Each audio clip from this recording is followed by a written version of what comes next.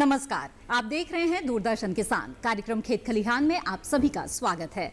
मैं हूं आपके साथ मोनालिसा। इस कार्यक्रम में हम आपके लिए खेती किसानी से जुड़ी हुई बेहद ही महत्वपूर्ण जानकारियां लेकर आते हैं। इसी कड़ी में आज इस कार्यक्रम में हम जानेंगे सफलतापूर्वक खेती करने के लिए ट्रेनिंग के महत्व के बारे में, और इसके साथ ही प्याज की उन्नत खेती करने वाले एक सफल किसान से भी हम मिलेंगे। तो आइए शुरू करते हैं आज का ये कार्यक्रम। आत्मनिर्भर भारत अभियान के तहत एग्रीकल्चर इंफ्रास्ट्रक्चर फंड के बारे में विशेषज्ञ ने हमें क्या खास जानकारी दी, आइए देखते हैं।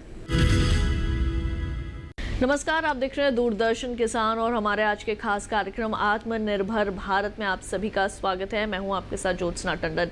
जैसे कि हम सभी जानते हैं कि हमारे प्रधानमंत्री श्री नरेंद्र मोदी जी ने आत्मनिर्भर भारत अभियान की शुरुआत जो है वो की है, और किस तरह से उसमें कृषि के क्षेत्र में किसानों को लाभ मिल सकता है, इस पर आज हम ज़्यादा बातचीत करेंगे। और इसी विषय पर हमारे साथ ज़्यादा बातचीत करने के लिए हमारे साथ मौजूद रहने वाले हैं डॉक्टर A.K. सिंह, जो कि उप महानिदेशक हैं कृषि विस्तार में। तो डॉक्टर सिंह, सबसे पहले तो मैं आपसे यही जानना चाहूँगी कि जो एग्रीकल्चर इंफ्रास्ट्रक्चर फंड है, इसकी शुरुआत जो है वो सरकार को क्यों करनी पड़ी और किस तरह से ये आगे जो है इसमें कदम उठाए जा सकते हैं? देखिए, जो कोविड का पीरियड हुआ और उसमें बहुतायत में हमने देखा कि जो किसान अपना खेती कर रहे हैं और उसमें समस्याएं क्या आ रही हैं। चूँकि लॉकडाउन का पीरियड था और इसमें कुछ समस्याएं ऐसी थी जो पहले परिलक्षित नहीं हो पा रही थी, लेकिन जैसे ही लॉकडाउन हुआ ये देखने को मिला कि जो मूवमेंट्स है, जो कृषि के उत्पाद हैं, उनका यहाँ से वहाँ जाना हुआ या बाज़ार में ले जाने की बात हुई, तो वो व्यवस्थाएं एक तरह से उस समय थोड़ी रुक सी गई। और ये देखने को मिला कि वो उस तरह के उत्पाद जो कि जल्दी ख़राब हो जाते हैं, ख़ास करके सब्जियों या फलों की बात करें या फूलों की बात करें, तो ऐसे उत्पादों को रखने के लिए व्यवस्था हमारे पास नहीं थी। और जो अनाज की फसलें थीं, जैसे कि गेहूं है, धान है या मोटे अनाज हैं, उसका भंडारण करना लोगों के पास व्यवस्था भी है और रखने में ज़्यादा तकलीफ़ भी लोगों को नहीं होती है, वो फसलें जल्दी ख़राब भी नहीं होती हैं। तो ये समस्याएँ देखने को मिली कि भंडारण की व्यवस्था है या उत्पाद को ज़्यादा दिन तक और आप रख सकते हैं यदि आपके प्रोसेसिंग वैल्यू एडिशन की व्यवस्था आपके पास हो कि प्रसंस्करण कर लें और बाद में उसको बेचें। तो ये दो तरीके हैं जिससे कि किसी उत्पाद को हम आसानी से बाज़ार में ले जाके बेच सकते हैं, लंबे समय तक रख सकते हैं, और दोनों ही व्यवस्थाएं ऐसा देखने को मिला कि हमारे पास कम है। इसीलिए नुकसान ये देखने को आया कि जो फूल हैं, जो सब्जियां हैं या फल हैं, उनमें ज़्यादा हुआ और किसानों को उनके मूल्य नहीं मिल पाए। लेकिन दूसरी तरफ यदि हम देखें तो अनाज की जो फसलें थीं उनमें ये समस्याएं नहीं आईं, और इसीलिए जो उत्पादन आपका गेहूं का था या दूसरी रबी की फसलें थीं, वो पिछले वर्ष भी इस साल अधिक हुई, क्योंकि बाद में सरकार ने कुछ शिथिलता की ढील दी, किसानों को सुविधाएँ दी और बाज़ार में ले जा करके अपने सामान को बेच पाए। तो ये परिस्थितियाँ ऐसी बनी कि सरकार को ये लगा कि जो बिंदु हैं जहाँ पर हम कमज़ोर हैं, देश कमज़ोर है, उन बिंदुओं के ऊपर किसानों को सहूलियत देने की ज़रूरत है। और इसलिए इस तरह से एक एग्रीकल्चर इंफ्रास्ट्रक्चर फंड के रूप में सरकार ने घोषणा की और 2 लाख करोड़ कृषि के लिए निर्धारित किए गए। उसमें से 1 लाख करोड़ केवल जो संस्थागत या संरचनात्मक ढांचा जो बनेगा उसके लिए दिया गया। तो ये एक बहुत बड़ी पहल है। भारत सरकार ने जो एक तरह से नया प्रस्ताव लाया, देश में पहले नहीं था, और इससे पूरा आप देखेंगे आमूलचूल परिवर्तन देश में होगा इस तरह की व्यवस्था से। जी, ये तो बात हुई कि कौन कौन सी योजनाएं हैं, लेकिन योजनाओं का लाभ जो है वो हमारे किसान भाई बहन किस तरह से प्राप्त कर सकते हैं, मैं चाहूँगी थोड़ा सा प्रकाश आप इस पर भी डालें।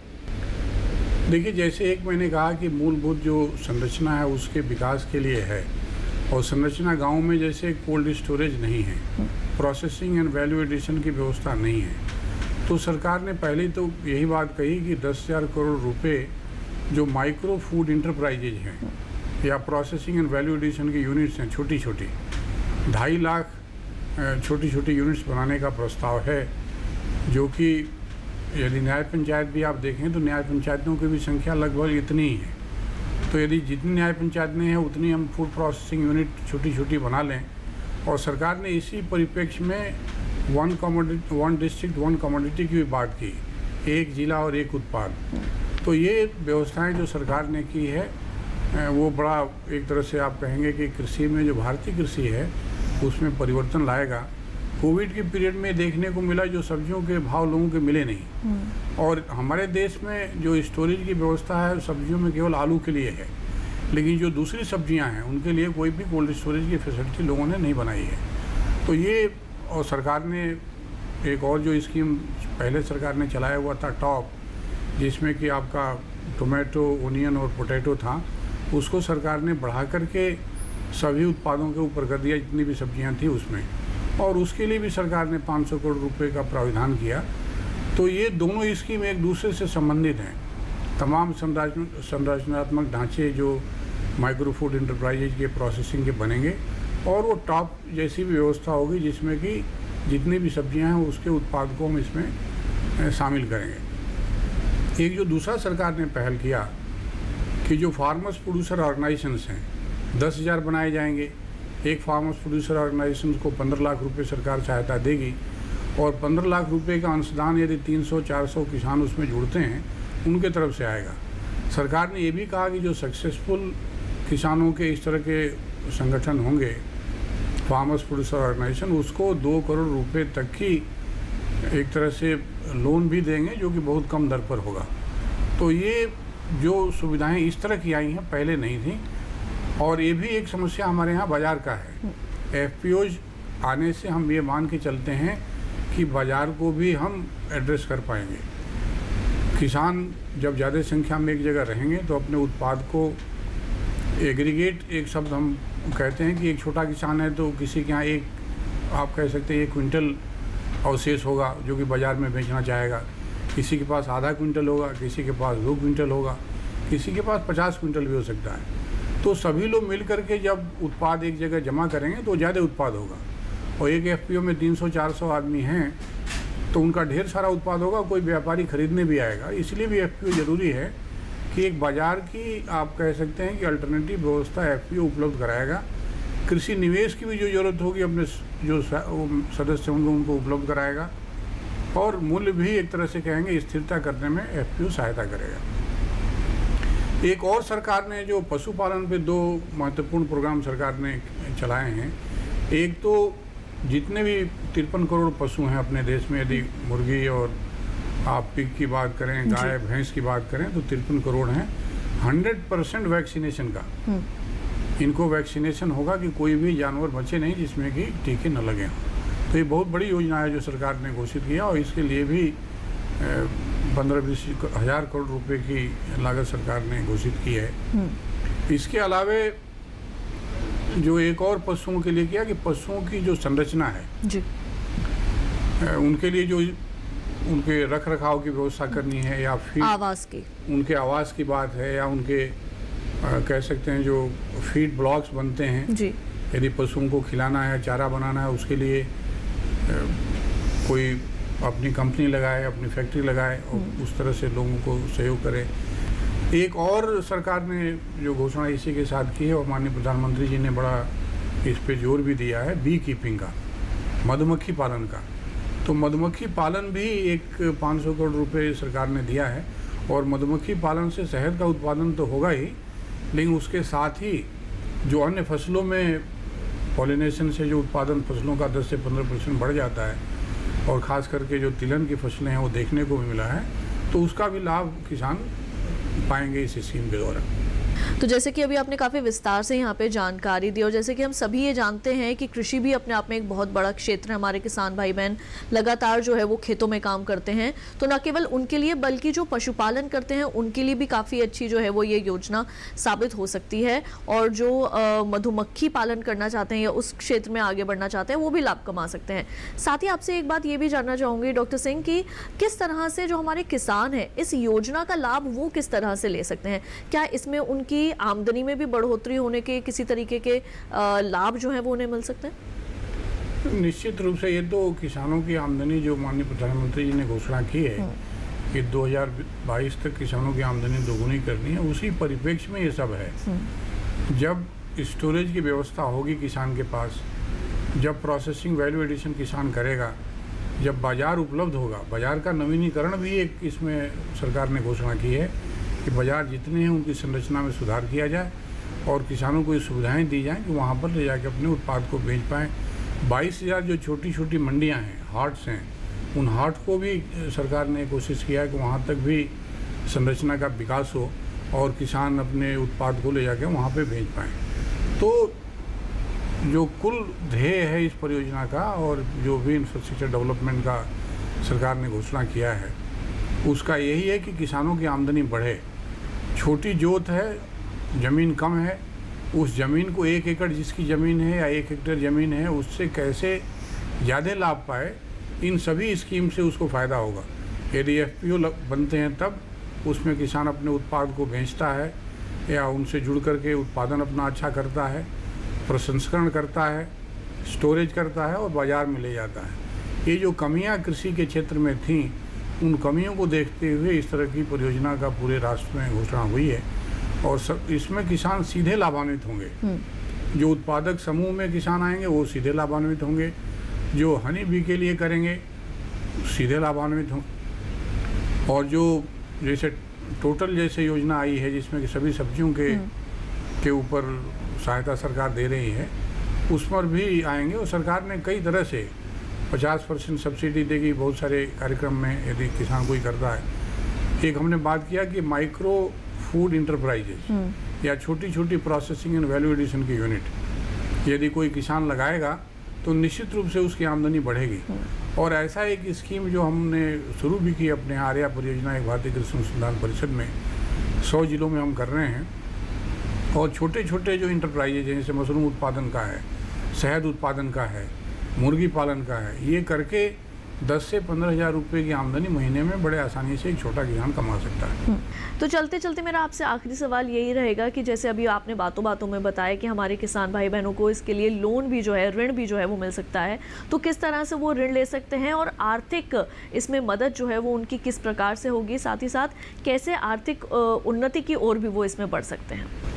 देखिए, डिफरेंट स्कीम्स को अलग अलग विभाग राज्य स्तर पे और ज़िले के स्तर पर लागू करेंगे और वो जो संबंधित अधिकारी हैं उनसे जाकर के किसान पूरी जानकारी ले सकते हैं। और जैसे नाबार्ड की सहायता है या सहकारिता के जो समितियां हैं उनकी बात है जिनके द्वारा FPO शुरू होना है, किसानों को साथ आना है, तो उसकी जानकारी कृषि अधिकारियों से प्राप्त कर सकते हैं अपने ज़िले में जाकर के और उसमें से लाभ ले सकते हैं। सब्सिडी सरकार ने घोषित किया, जैसे मैंने बोला कि कई जगह 50% तक सब्सिडी है, उसको लेकर के कर सकते हैं। और प्रसंस्करण की इकाई लगाना उसके लिए भी सरकार ने सब्सिडी दिया हुआ है। और ये जो धन जाएगा वो सब सब्सिडी के रूप में ही आप देखेंगे ज़्यादातर धन का उपलब्ध किसानों को कराया जाएगा कि अपनी यूनिट लगाएं। और जो लोन होगा, लोन भी बहुत आप कह सकते हैं अल्प जो किसानों के लिए इंटरेस्ट रेट सरकार ने रखा है उसके ऊपर दिए जाएंगे और किसानों के ध्यान में रखते हुए और उनके लाभ के लिए सभी योजनाएं लाई गई हैं। तो डॉक्टर सिंह, आपने हमें इतनी अहम जानकारियां जो हैं वो दी और अपना इतना बहुमूल्य समय हमें दिया, उसके लिए आपका बहुत बहुत शुक्रिया। तो अभी आपने डॉक्टर सिंह से तमाम जानकारियां इस योजना के संबंध में हासिल करी और किस तरह से हमारे किसान भाई बहन इसका लाभ ले सकते हैं, साथ ही किस तरह से हमारे पशुपालक भी इसका लाभ ले सकते हैं और कैसे आपको इससे आर्थिक मदद मिल सकती है। तमाम बातें अभी आपने डॉक्टर सिंह के द्वारा जानी। हम उम्मीद करेंगे कि ये सभी जानकारियाँ आप सभी के ज़रूर काम आएंगी। तो हमारे आज के कार्यक्रम में केवल इतना ही। मुझे दीजिए इजाज़त। आप देखते रहिए दूरदर्शन किसान। नमस्कार। कार्यक्रम खेत खलिहान में फिलहाल वक्त है एक छोटे से ब्रेक का। ब्रेक के बाद हम मिलेंगे प्याज की उन्नत खेती करने वाले एक सफल किसान से। आप बने रहें दूरदर्शन किसान पर।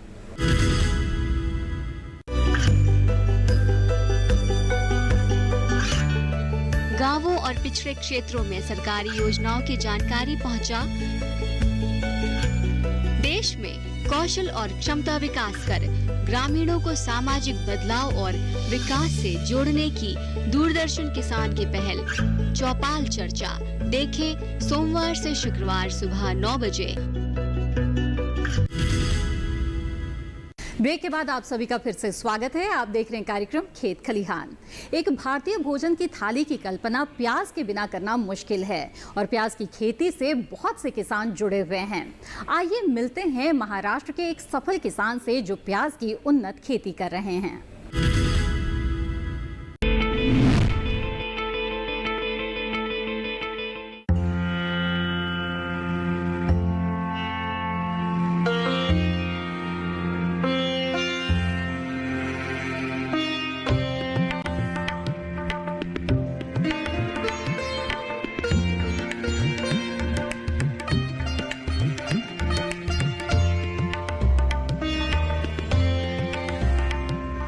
सांवलेराम देवराम पाडेकर जी ग्राम संतवाड़ी, तहसील जुन्नर, जिला पुणे के एक प्रगतिशील किसान हैं।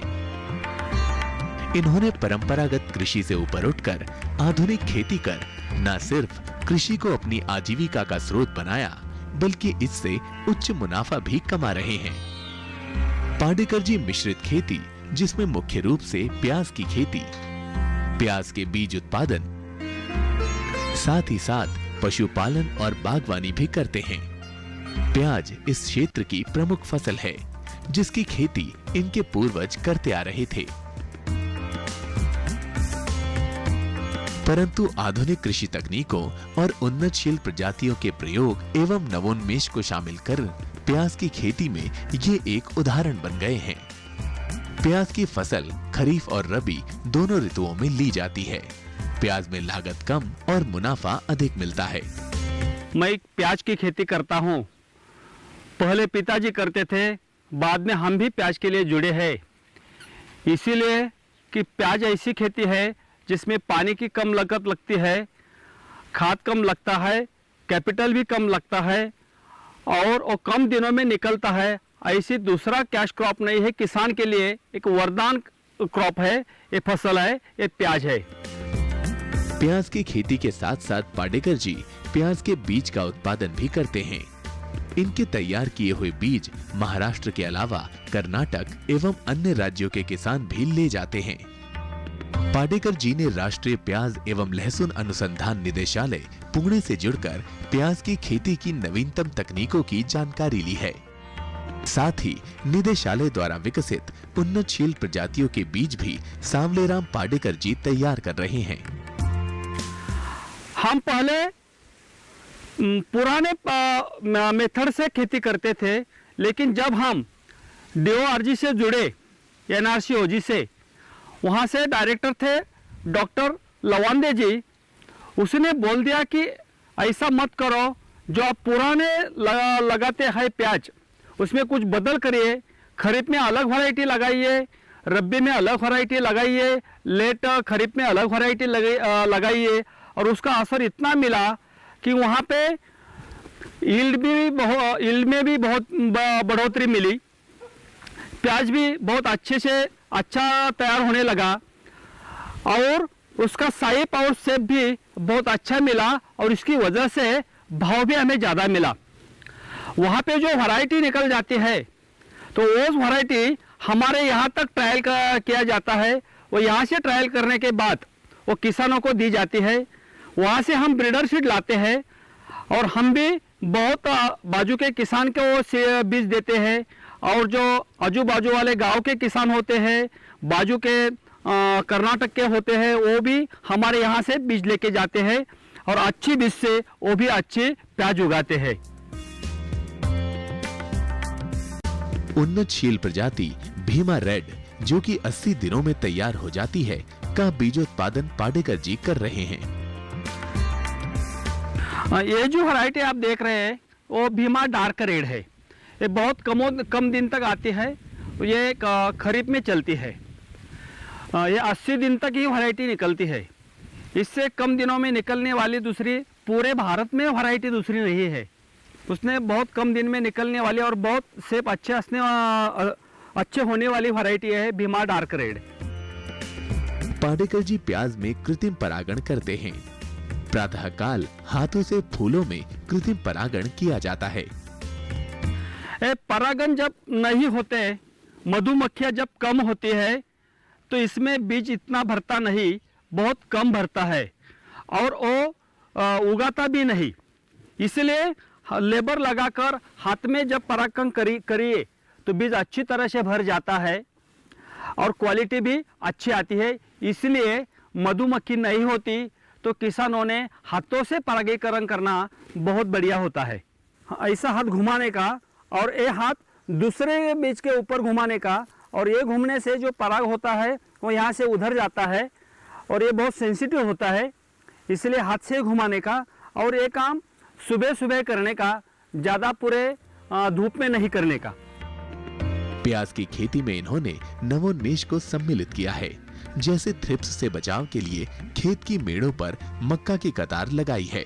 इससे प्याज की फसल पर थ्रिप्स का प्रभाव कम होता है। मक्के की फसल का इस्तेमाल थ्रिप्स से बचाव के लिए कंट्रोल क्रॉप के रूप में किया जाता है। ये जो मक्का दिखाई दे रहा है, ये मक्का होता है कंट्रोल क्रॉप में। जो थ्रिप्स आता है इसका बहुत बढ़िया जो शत्रु होता है वो थ्रिप्स होता है, और थ्रिप्स का बहुत बढ़िया कंट्रोल ये मक्का से मिलता है। ज़्यादा से ज़्यादा पूरी तरह से जब मक्का लगाइए तो 1-2 स्प्रे कम लगता है। इस मक्का का प्रयोग पशुओं के चारे के रूप में हो जाता है। प्याज की खेती करने वाले किसानों को भंडारण की उचित व्यवस्था रखनी चाहिए। प्याज एक ऐसी फसल है जिसकी कीमतों में उतार चढ़ाव बहुत अधिक आते हैं। उचित भंडारण की व्यवस्था होने पर जब आपूर्ति कम और मांग अधिक हो तब बाजार में बेचें तो अधिक मुनाफा कमाया जा सकता है।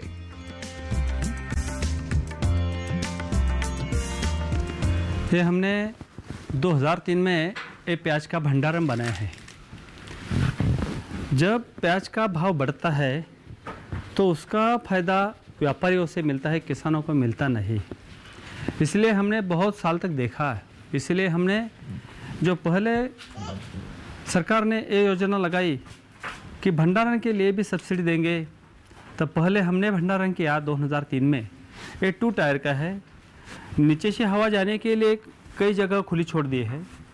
ऊपर 4 फीट का गाला छोड़कर उससे ऊपर भी प्याज आप रख सकते हैं, और इसमें प्याज 6-7 महीनों तक अच्छी तरह से रहता है। और जब भाव बढ़ जाता है, बहुत सालों तक सितंबर, अक्टूबर या नवंबर में भाव बढ़ता है, और जब भाव बढ़ता है तो हम प्याज बेच देते हैं। और यहाँ पे जब हार्वेस्टिंग का समय आता है वहाँ पे इतना भाव गिर जाता है कि जो लागत मूल्य है वो भी नहीं मिलता।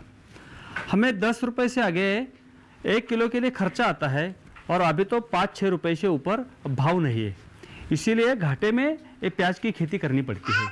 इसीलिए भंडारण जब ऐसा अच्छा भंडारण जिस किसान के पास है वो अच्छी तरह से प्याज का दाम उसको मिल सकता है।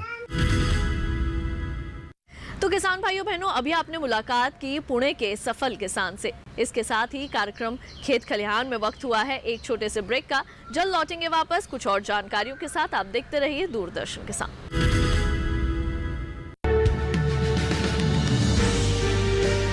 50 साल से लगातार कृषि दर्शन है आपके साथ। खेती की नई तकनीकों से लेकर किसानों की हर समस्या का हल, जारी है कृषि दर्शन का ये सफर। किसान चैनल के साथ सोमवार से शुक्रवार शाम 5:30 पर।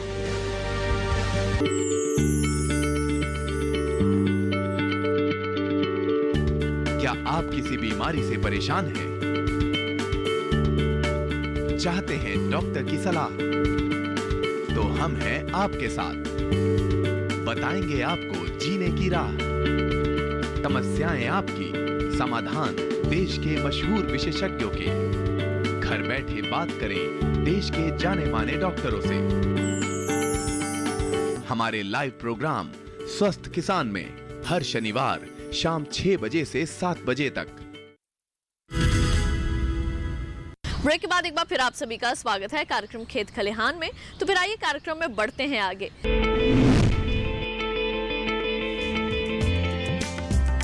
पाडेकर जी ने प्याज की खेती के साथ बागवानी फसलों जैसे आम के बाग लगा रखे हैं।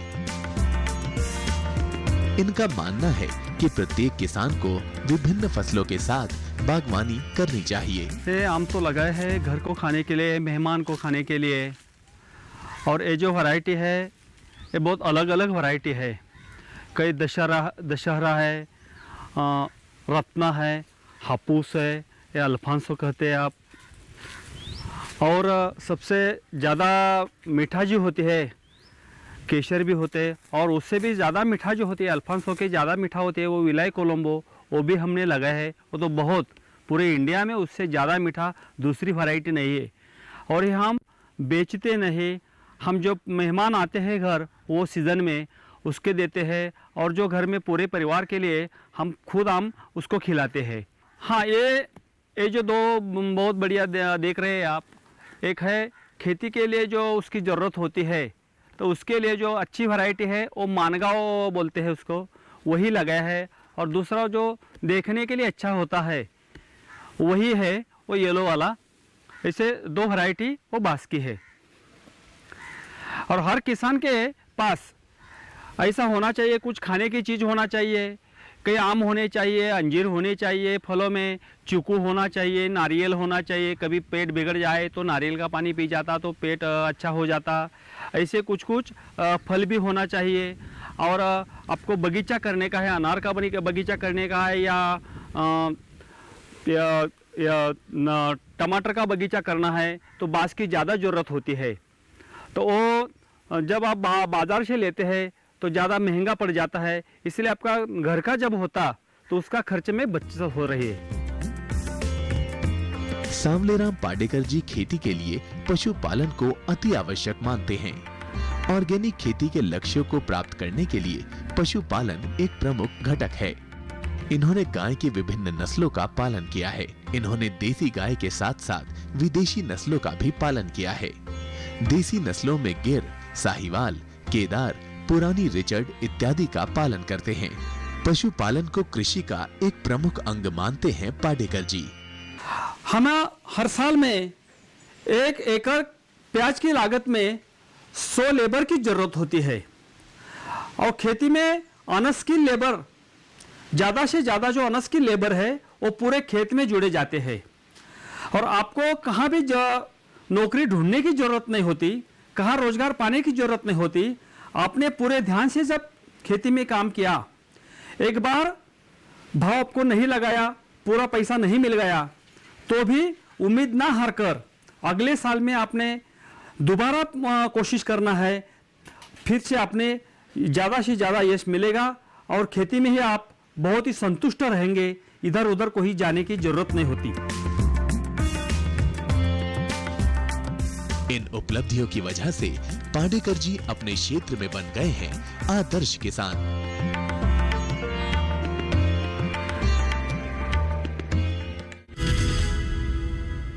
तो अभी हमने आपको मिलवाया महाराष्ट्र के एक सफल किसान से जो प्याज की उन्नत खेती कर रहे हैं। इसके साथ ही कार्यक्रम की शुरुआत में हमने आपको बताया आत्मनिर्भर भारत अभियान के तहत कृषि संबंधित ट्रेनिंग के महत्व के बारे में।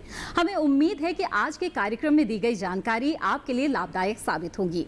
इसी के साथ कार्यक्रम खेत खलिहान में आज बस इतना ही। मिलेंगे अगली कड़ी में कुछ और खास जानकारियों के साथ। तब तक के लिए दीजिए इजाजत। नमस्कार।